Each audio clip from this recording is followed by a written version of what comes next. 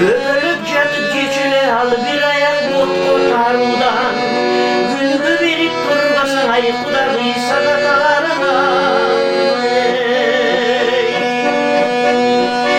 Kızım 30 kaçırıp canıdan, oyunu geze halıdan. Kan bulut işte vatası ay kanda çıkacak ağına. Kandıra verip durmasın ay kandıda sadalarına.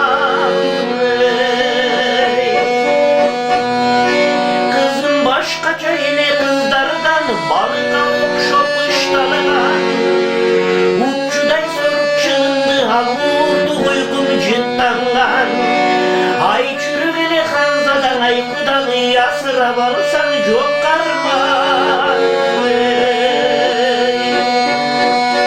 Kızını kırgızca çalıp söylöçü al üydüren sözü uydecü. Atası terip erçile ay argayda kalsa tüymesi.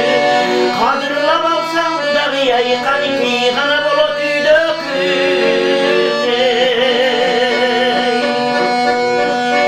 Kızımdı gülüp cerge battırgam, kızıma gökşürmon çok taktırgam. Ubara bulup min sondur ay üniversiteye tapşırgan. Ağayılsıyla dip körü bayağı okuy ayrıldık Karakaş kuyudan. Kızını kızdardı nene sulusu, 40 günde betin cucu. Gözünün akkan gök boyu ay koyulup kan ağzına durucu.